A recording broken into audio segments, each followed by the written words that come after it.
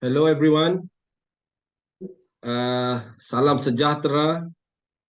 My name is Mahazan Abdul Muttalib. I'm from the University Science Islam Malaysia USIM.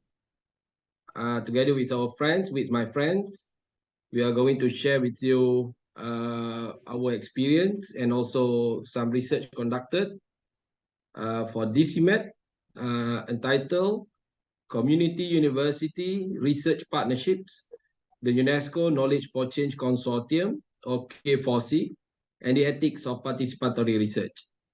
So allow me to invite my friend, Mr. Dr. David Monk, in order to moderate the session, and we can continue with the presentation. Please go ahead, David. Thank you so much, Mahazan. Yes, my name is David Monk. I'm a lecturer at GU University, which is in northern Uganda, and I'm the coordinator for the GU Hub and the Regional Center for Training in Community-Based Research for UNESCO. Irma, would you like to introduce yourself? Yes. Hi, how are you? I am Irma Flores from Mexico, and I have been living in Colombia for many years. I became Colombian citizen in 2008.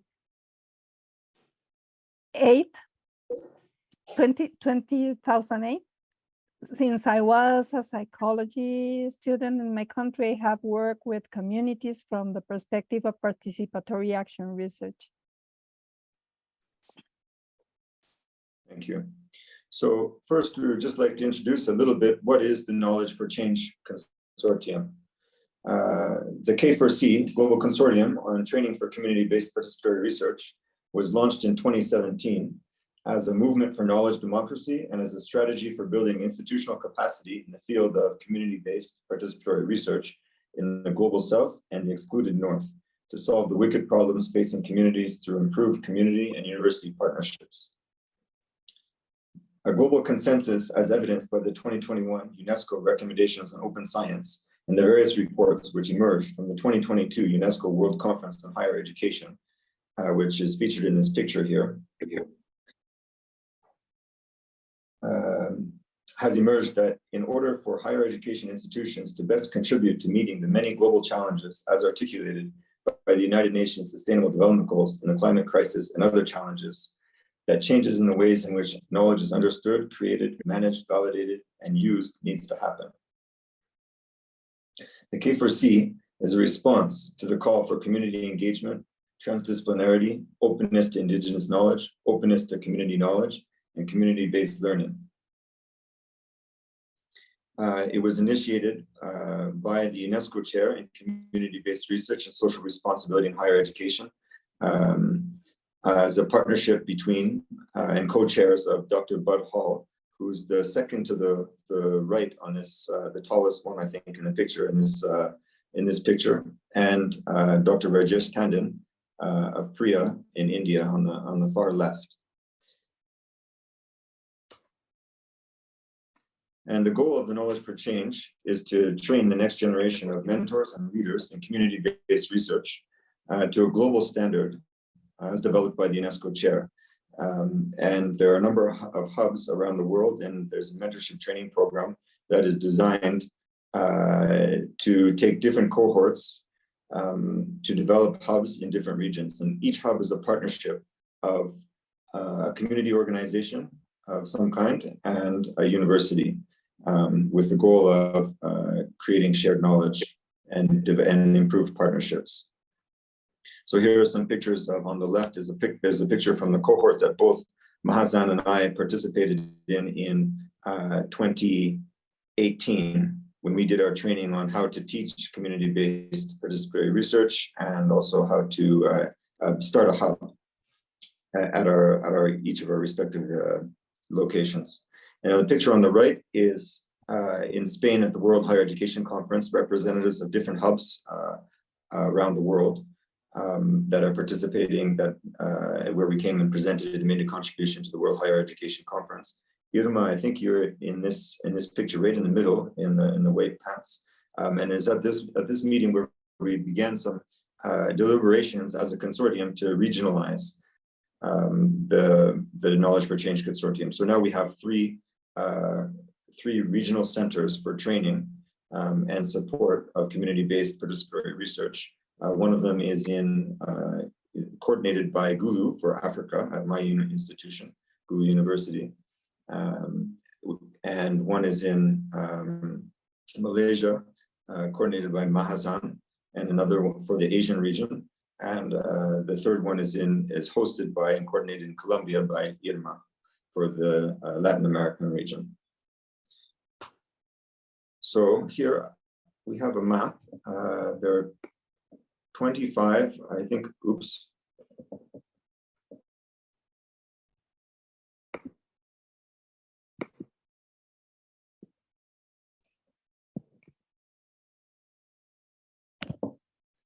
Sorry about that. I won't try to change that picture again, the location, but there are 25 different hubs in 16 different countries. You can see from the map here, and more than 150 mentors have been trained, which is through a 21-week online program with a 2-week residency, and it's a very practical-oriented course. So now I turn it over to you, Mahazan. I'm just going to go on mute.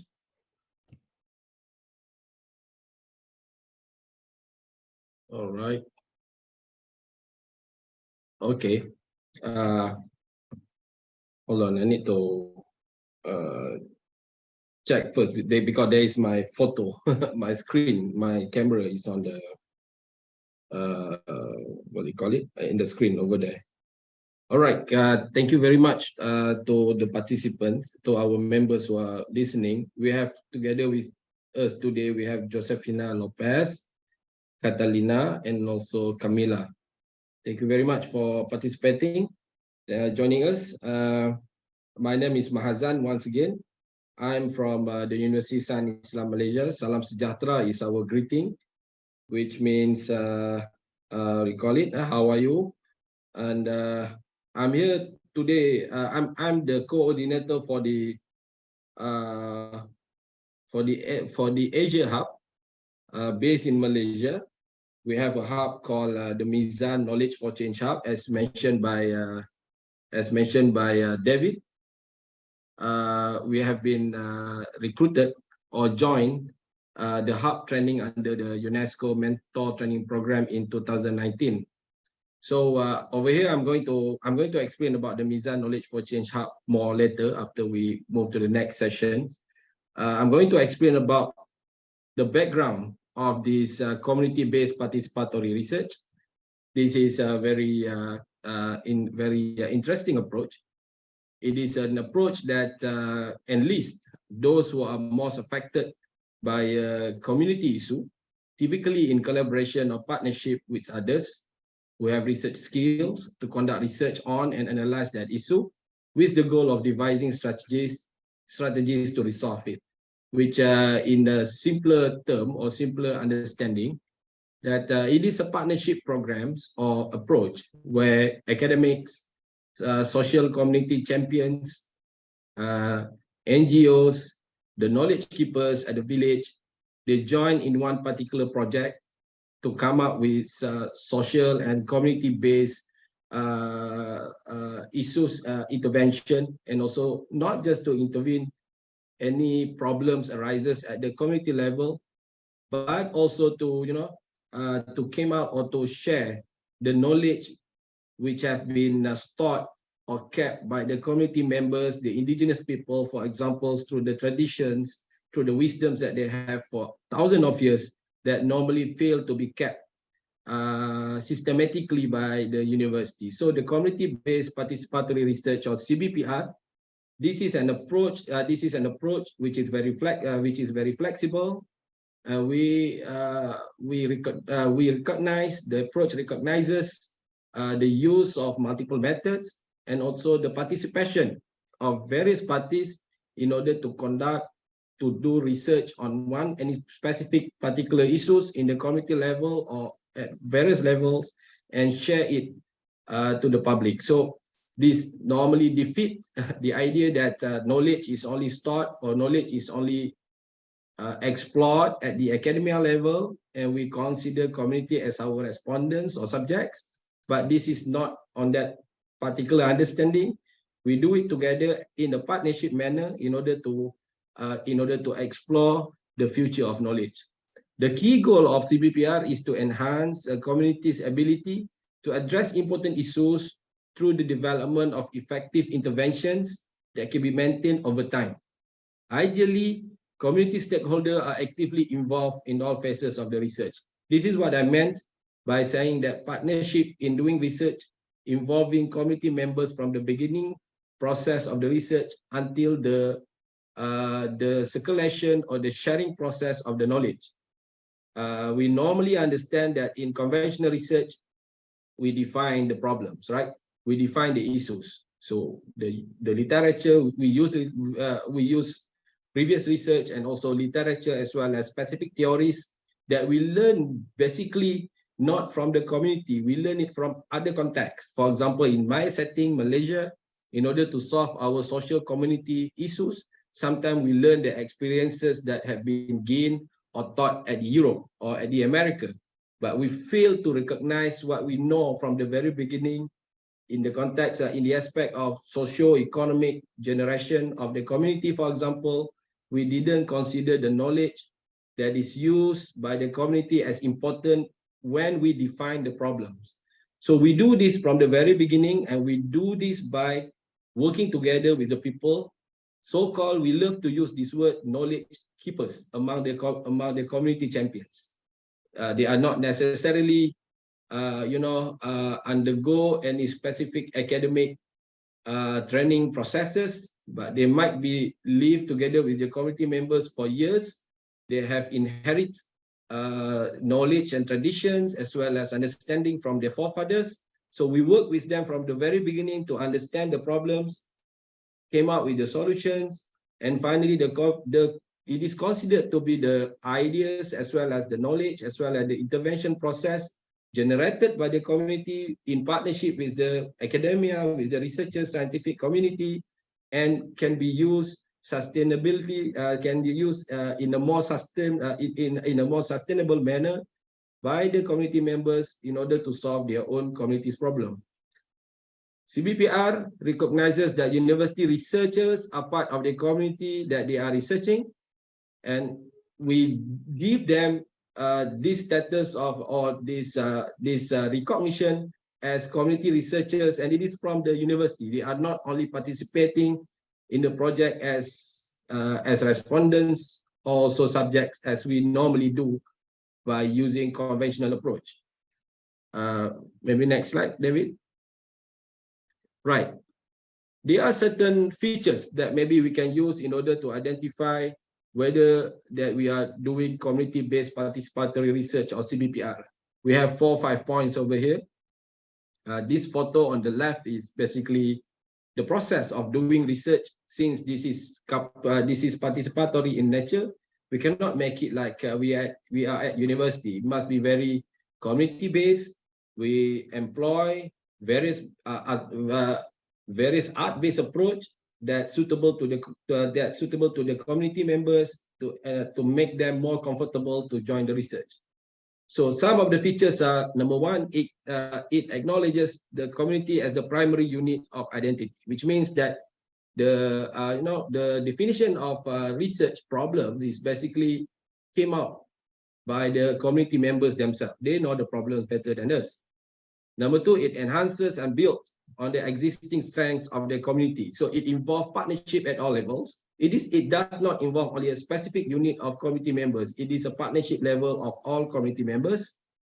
Number three, it fosters collaborative relationships between the academic institution and community partners throughout the entire research process.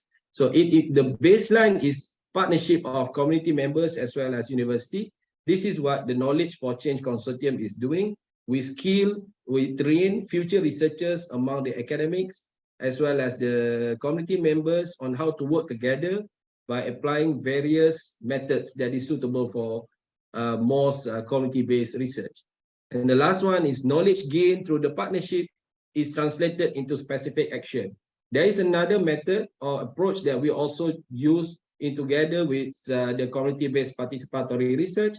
We call this the participatory action research, which means after we defining the research, we do the research in order to understand the community problems better, to intervene or to come up with specific actions in order to generate the knowledge or to solve the problems.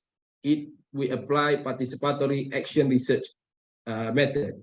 This is also the action is basically in partnership of academic members, NGOs, as well as the community members. Next slide. And there are 2 points that we need to always consider as very important for CBPR. And before I go to the points, this is a heart of the indigenous people in Malaysia. This is from a village called a village belong to the president of the Malaysia Indigenous People Association, or in Malay language is the Persatuan Orang Asli Malaysia.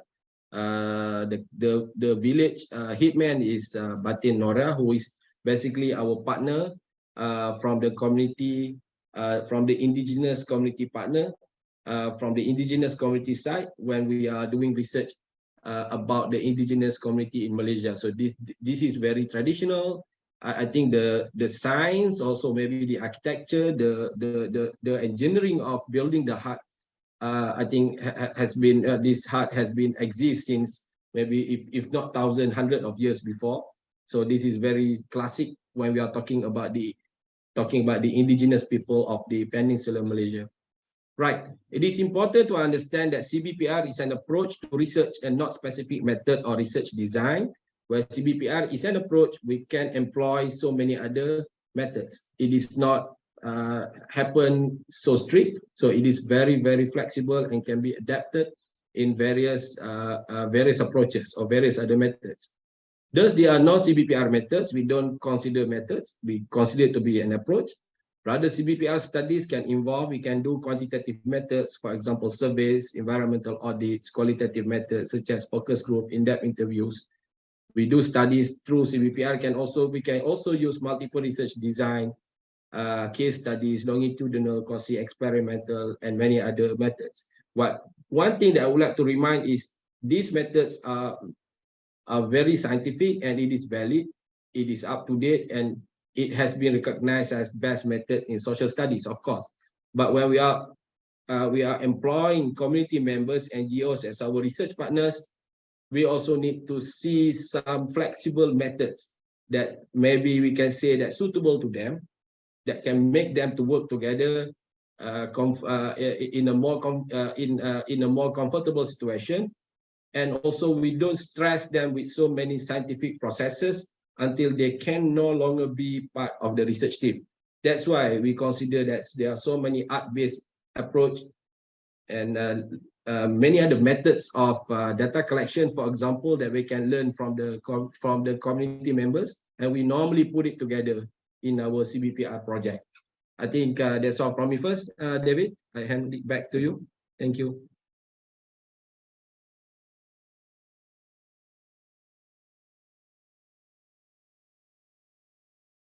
Okay. Thank you very much to be here with us. I'm going to as I say, I am Irma Flores. I am associate professor in the Faculty of Education in the University of Los Andes. And in order to understand how the ethical procedures are addressed in the work of K4C hubs, it is important to recognize two different ways of approaching ethics in our work. This will allow us to understand the difference that exists between these two kind of approaches. In order to understand how the ethical procedures works in our work, one is conventional procedures, which is characterized by conventional and based on ethical procedures for human-animal studies, regulatory approach, law-based, ethical principles of psychologists and code of ethics, protection of individuals and animals as research subjects, academic freedom, scientific objectives, the protection of science, research and the respondents' subjects, intellectual property belongs to the scientific institutions, and on the other hand, community-based ethical procedures seek for co-construct a collective community agreement on the procedures of doing research, are oriented by character and value-based approach, partnership and participatory, consider scientific exploration as belong to the community as knowledge keepers and not merely respondents subjects, knowledge democracy, protection of community knowledge, and share the property, the intellectual property, because it belongs to the community. These are the principles that we use in CBPR.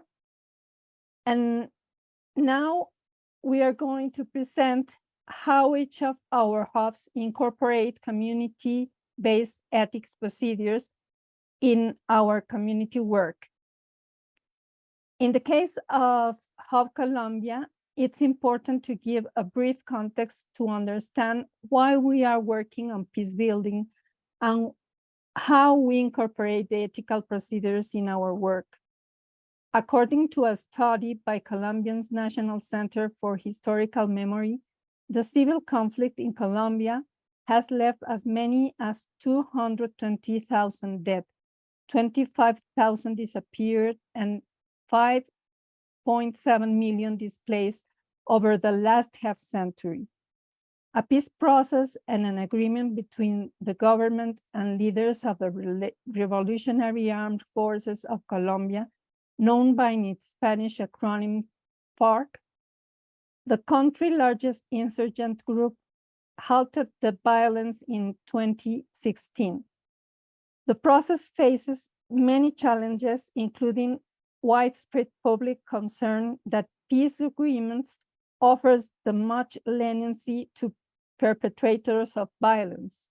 But the deal makers are hopeful that the early phases of the mobilization, which are already underway, will lead to a sustainable peace.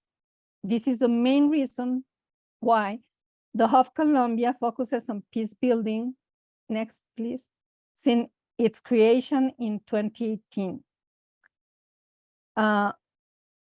Next, please. The hub is located in Bogota and is integrated by two community partners, such as the International Center of Education and Human Development and the Cañón of Conveima Women Association of Ibagué, and 12 K4C mentors from the University of Los Andes and Ibagué universities. We consider our hub as a space to favor dialogue, knowledge, exchange between different groups, communities, and institutions at local and regional level. It works within the frame of the CDG 16 that promotes build peace, justice, and strong institutions, and aims to strengthen participatory action research process, CBPR, and other transformative perspectives such as knowledge ecologies, critical pedagogies, and global South epistemologies. It promotes reflection, participation, and action, as well as the training of the new generation of participatory researchers. It also provides support in research processes and the dissemination of results for social transformation to achieve peace in the country. In this context, we work with communities that have been historically affected by the armed conflict in different regions of Colombia. With these communities, next please, David, with these communities, we reflect on what actions do we have to improve to build peace and what actors should be involved in that process. In these reflections, we discover that to build peace, it is necessary to work collectively with different actors such as communities, the mobilized insurgents, military forces, and armed conflict victims to reestablish trust in each other and new ways of more compassionate interactions, conflict resolutions, and working on development social emotional skills that allow us to connect and interact in a different way. In this example, we work with a school to create a participatory curriculum. And the ethics procedures need to work with agreements between academy and community members, protocols for handling difficult and complex, training required, process for reflection, evaluation, and learning. Next, please. In this other project called the third agreement, where different actors that historically have been in conflict start working together to produce coffee. And the other two examples, next, please. Here it's another example of working together in school, negotiating, co-constructing frames with others, being caring and maintaining professional integrity. And the last one that I can show here it's another project where we work with young people engaging in dialogue with others, taking collaborative decisions about how we'll take responsibility for what. Everyone involved to get to know each other, discuss their hopes and fears for the research. One of our challenges in the Hub Colombia is to achieve a deep understanding of how the different actors involved in peace building can contribute to co-construct changes, allowing the transformation of the conflict, preventing its relapse, and finding alternatives to respect differences and generate constructive dialogues in where different ways of knowing are recognized and respected. This is the work that Hub Colombia is doing around community participatory based research and the ethics procedures we use to achieve this objective. Now I'm going to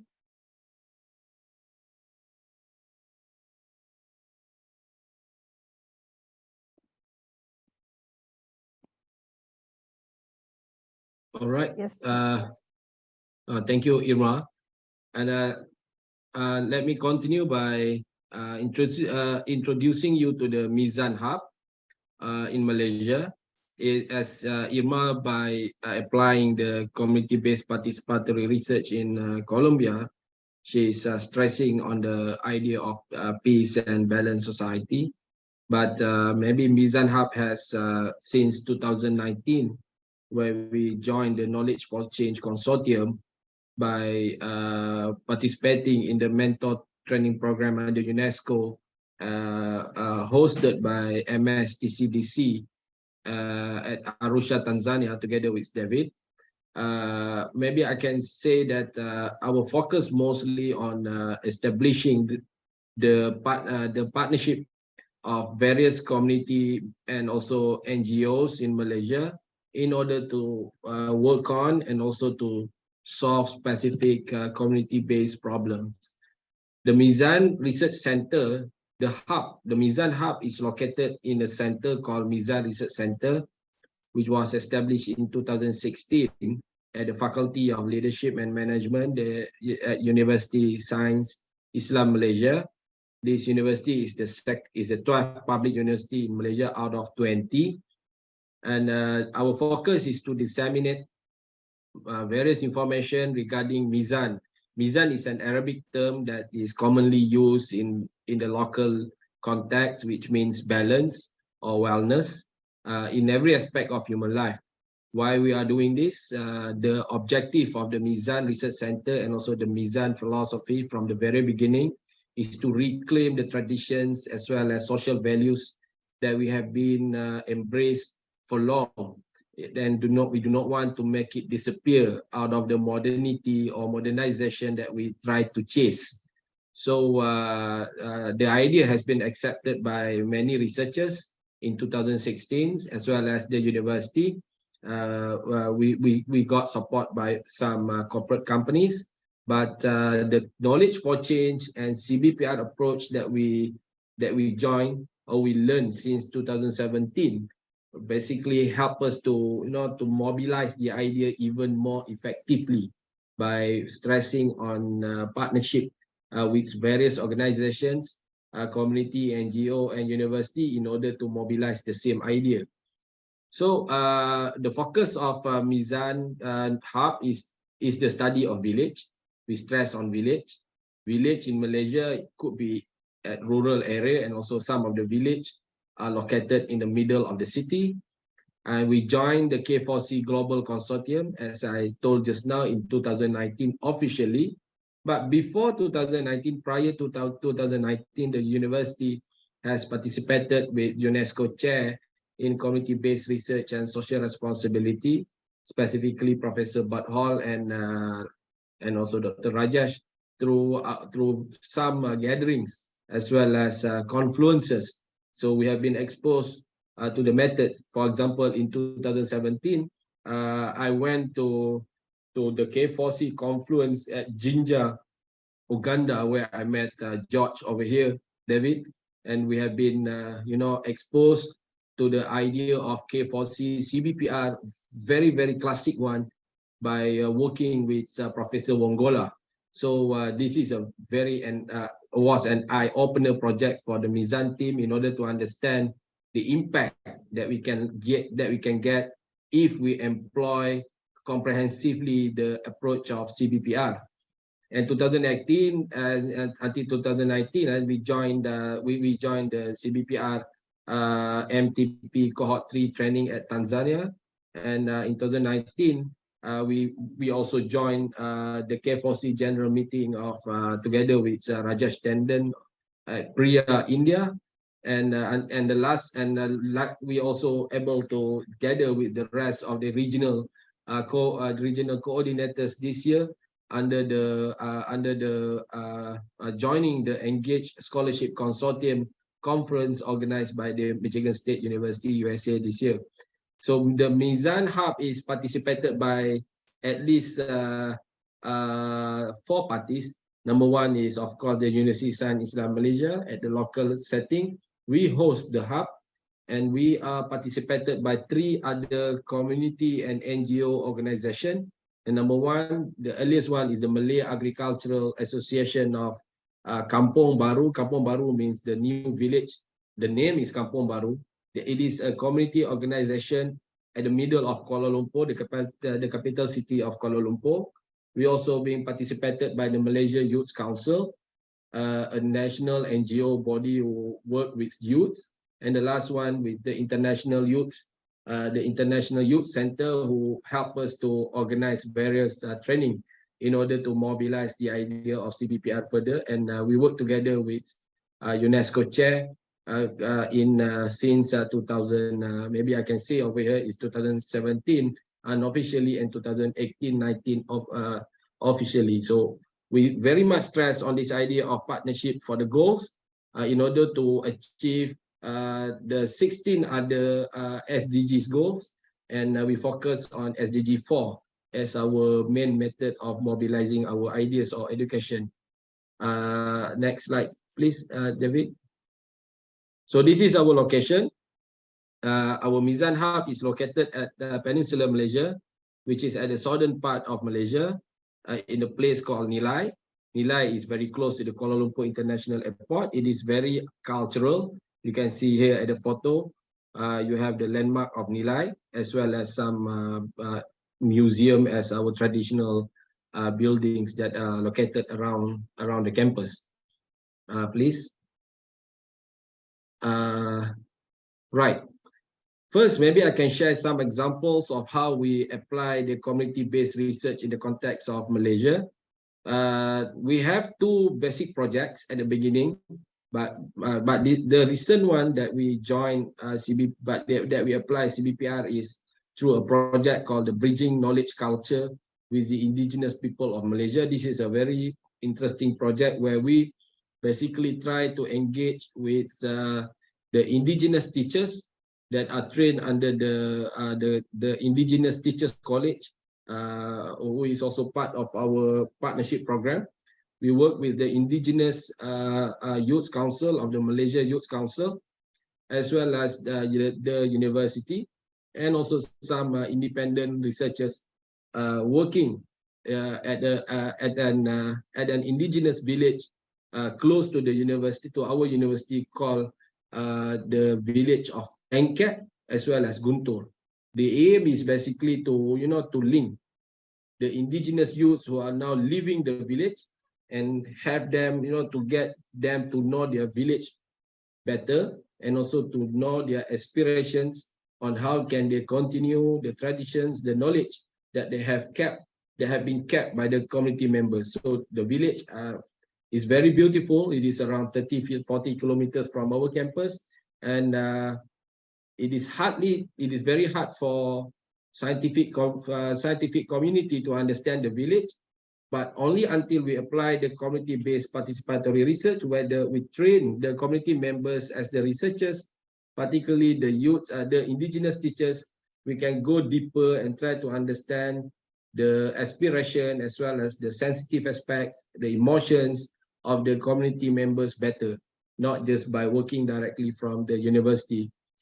We want to understand the aspirations. Why? Because we need to use that aspirations of the indigenous people to put it in the syllabus or curriculum of youth training among the indigenous people, and that knowledge or that curriculum will be carried or will be practiced or will be used by the indigenous teachers themselves. The indigenous teachers will be mobilized around Peninsular Malaysia, and this is a good training of the indigenous teachers, even the Teachers College as well as our university, in order to understand how can we bring or embed indigenous aspiration and knowledge in the context of curriculum development. Number three, we employ creative approach to mobilize indigenous aspirations via USIM podcast session. This is at the stage of knowledge sharing in order to show the impact of the project.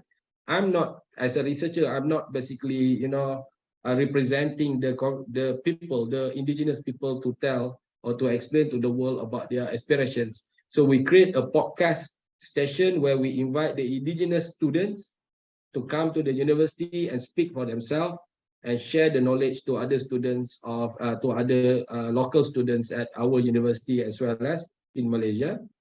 And the project was conducted in partnership of 4 parties. We have the indigenous people, we have the village headmen who basically help us from the very beginning.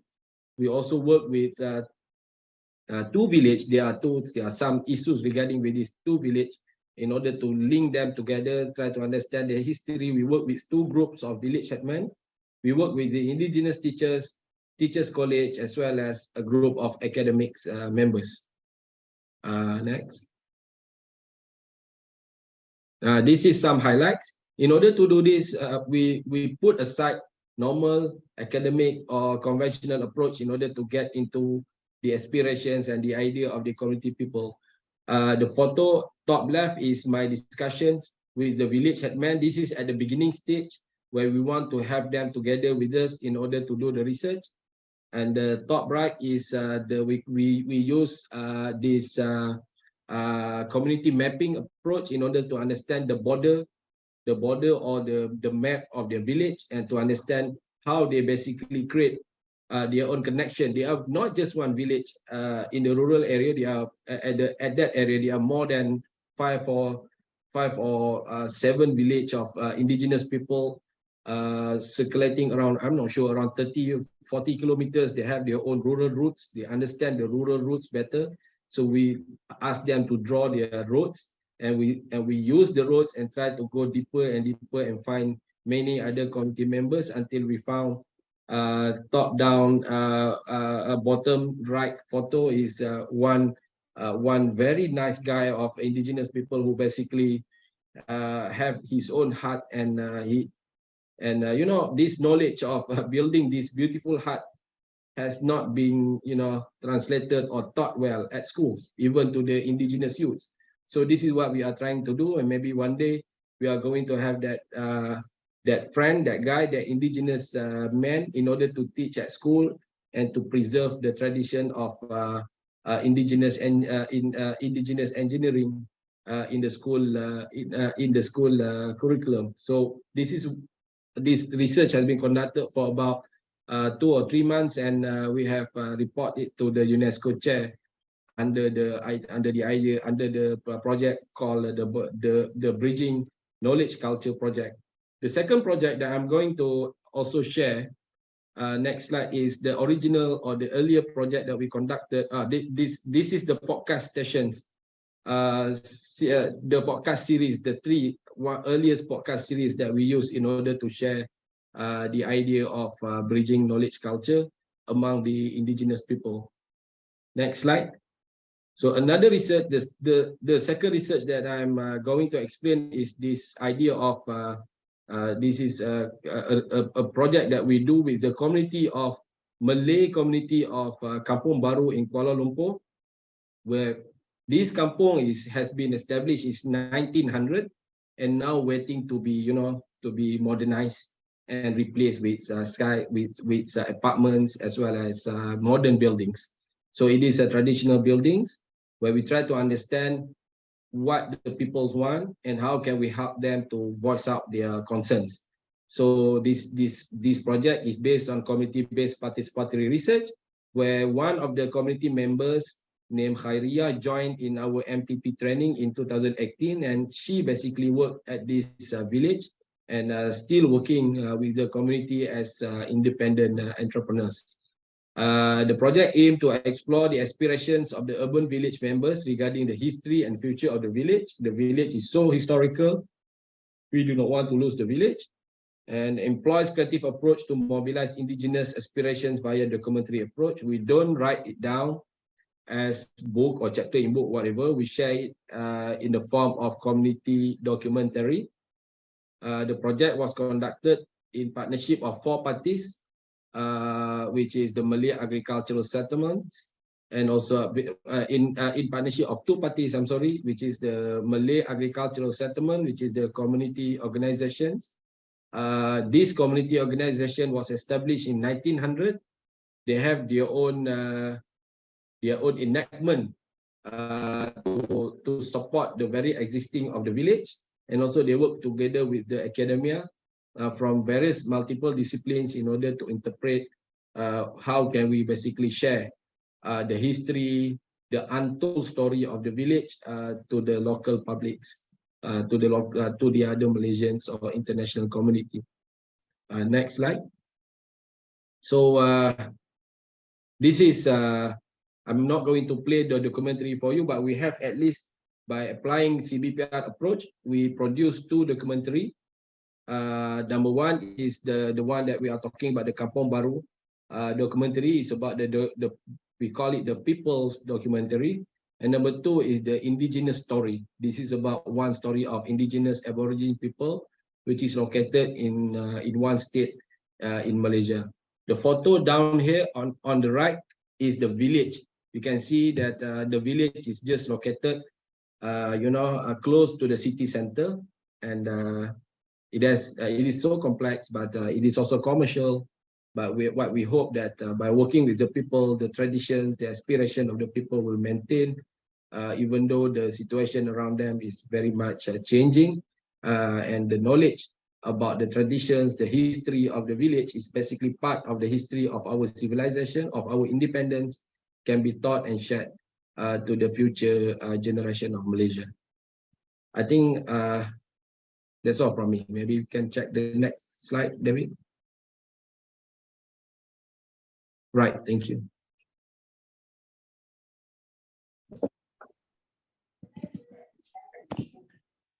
Okay, thank you very much, Mazan and Irma as well. Let me add a little bit to the Gulu, to our presentation with the Gulu case. So Gulu is located, it's a city in Acholi land. Acholi is the tribe that lives there, lives here, rather, I'm here. And it's in northern Uganda, quite close to the border of South Sudan, as you can see it with my pointer here. So Gulu also was a space, the city, northern Uganda was the site of a protracted civil war over 25 years, which it's now recovering from. It's 10, 15 years in the past, I guess, of the war itself.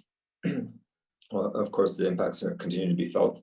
Gulu is a new city, a very nice green city in a space of transformation, and it's surrounded by a rural area. Gulu University is where I work. It has a mandate for community transformation, and it's really at the center of the development plans for the region. It was established during the war in 2003 and has grown since then. And really at the center of everything that the university does, all of its programs, is about rural development and about community university partnerships and engagement. And our hub adds to this commitment of the university by really trying to navigate and integrate stronger community university partnerships and bridge the knowledges, this traditional knowledge of the university that has been so strongly ingrained by colonialism with the indigenous and vibrant indigenous knowledge systems of Acholi, the Acholi people that are there and still remain vibrant and driving change. So the hub is trying to find ways of integrating the indigenous knowledge systems into all of our programs and into our approaches of community university engagement and partnerships, because the indigenous approaches are in fact more centered on relationships, and they work more closely. They may just make more sense in terms of community-based participatory research, which in many ways emerges from the history of community-based participatory research. At least the strains that we are following and working with is emerging from people like Julius Nyerere in Tanzania, for example, and his mode of Ubuntu. So the relational aspect of it is important and drives that space. Normally we talk about, when I'm presenting about our hub, I'm talking about our herbal medicine program, which is at the center of this change, but and integrating the indigenous knowledge systems. But today I wanted to talk a little bit more about youth. The majority of people in Uganda are classified as youth, and often they don't have a voice. And there's a lot of people, youth included, say now the youth have problems, the youth are unemployed, the youth are lazy. But my observations in my participation with youth in the community, just working with them as friends and as community members, is a very different one. And through my own research in different areas, together with the young people, I've come to really appreciate and understand that actually now, while there's a whole lot of informality, there's very little formal employment. in Uganda and in the northern region of Uganda as well. But there's all kinds of very rich, dynamic learning networks in informal spaces. And the young people that are there are really now starting to transform the community and develop the region through very creative and innovative small business ventures. And they're all, most of them, the ones that we're working with and seeing are very socially minded and environmentally conscious. There's really this feeling of growing the community together and understanding that by commitment to raising other people up around and understanding that we need to grow together as a community. And that's where the exciting space is in Gulu. It's really this mostly youth population that are driving change in spite of many formal policies. And we see them coming in and out of the university and in different spaces. Of course, only 1% or less than 1% of people go to university. And there's a very high dropout rate from primary school even. The other space that I'd just like to mention contextually is in Uganda, there's a lot of refugees. And the refugee policy in Uganda is that refugees can move freely if they so choose around the country and seek employment and work like other residents. They're issued identity cards and they're allowed to work. And in the region here, there are about, well, in the northern region, there are more than over 1 million. There was 1.3 million refugees from the surrounding areas. And they also play a big role and are part of the community as well. So I wanted to talk about now some of the work that our youth are doing. Some very dynamic networks of youth come together and we together promote these community learning cafes. We started doing these in 2018. We had a summer school about participatory action research and post-conflict areas. Just need to check the time here. I better speed up. Okay. From that space, we were looking at together with youth. We were looking at investigating different areas of the community about what the development looks like according to people in the community. What are some key issues that are emerging? And that was a summer school that lasted 10 days. And then following that, the ones who participated in the summer school, some were from the university, some were from international spaces, some were from the local community. We came together and decided to start engaging more deeply in these issues that had emerged in the summer school, and sort of came together as a group of informal network engaged citizens, we can say, to host community learning cafes. We use a lot of arts, and there's a lot of diversity in our space. I can just say in this picture here on the left, we have two of our members. This is at a community learning cafe where we were talking about mental health and trying to destigmatize depression and trauma, so that we can talk about it a little bit more, because it's often hidden in our society and community. So here on the right we have Candy. He is a former rap artist and he has an organization called Starface Camp. He's one of our members of our community, of our hub as well.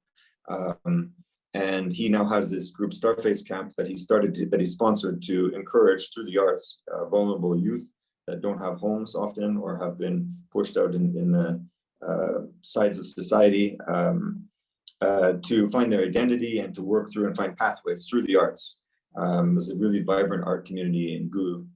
And this is primarily done through dance, hip hop, b-boy dancing. But then there's DJs and acting and theater and different things that have blossomed out of his work. On the left we have Jenny Anena, who has a foundation, Voice of Woman, that works with women that are fleeing violence in relationships and in the community in general, to develop livelihoods and come together and improve both their own lives and the community of their community group.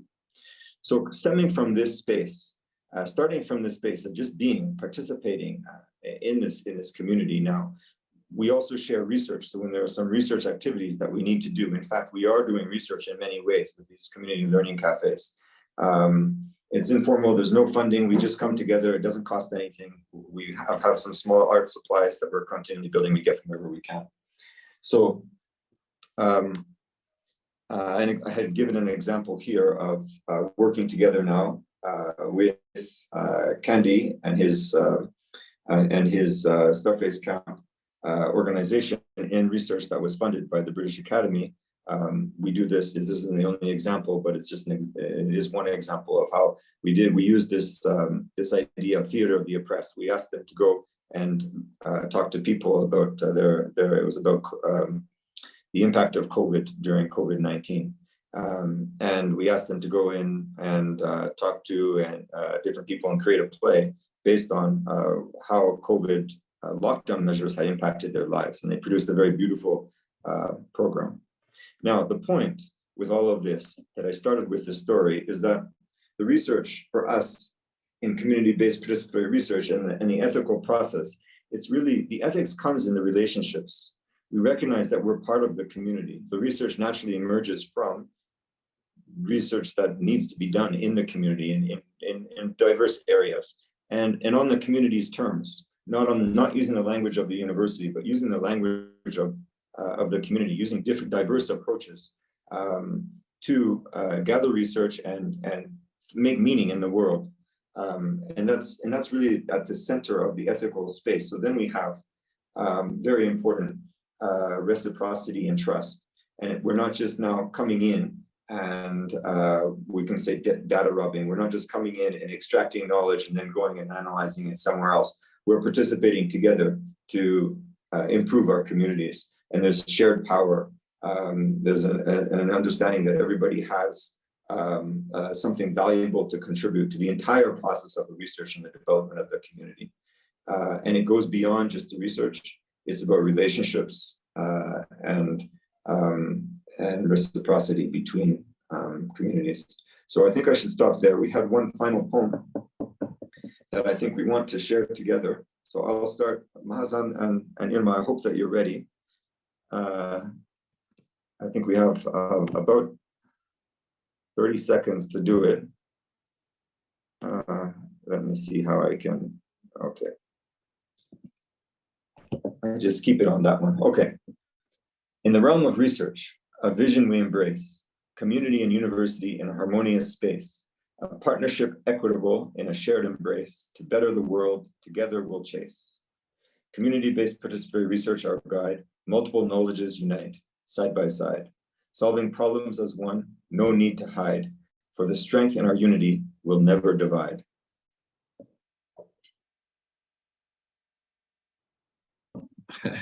With power sharing, diversity, our bedrock foundation, we break down barriers in every nation.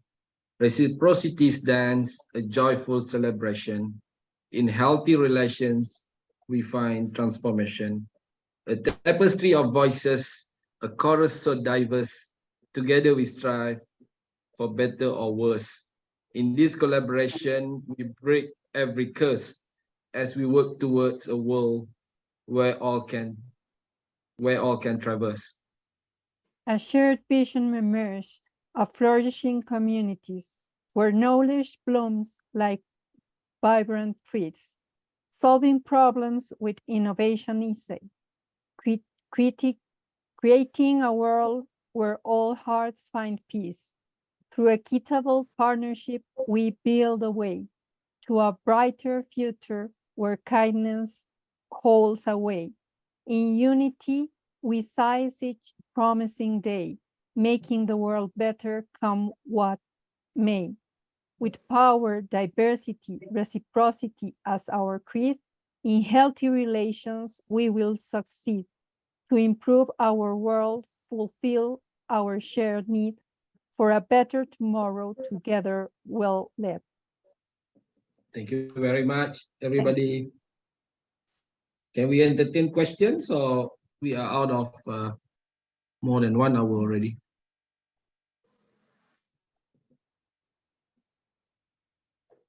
Please, David, conclude. Okay, well, thank you. I think our time is finished, but I don't know if someone is there, if there are any questions in the, I can't see the chat, huh? So I don't know if there are any questions or comments in the chat, or if the recording is still happening. Maybe there's some direction from someone in control. It's okay. Thank you very much, Patrick. I think we have done. If any questions, maybe you can reach us, you can refer to our background at DCMÉT, list of speakers, and email us, and we'll try to communicate further. Thank you very much. Bye-bye. Thank you. Thank you.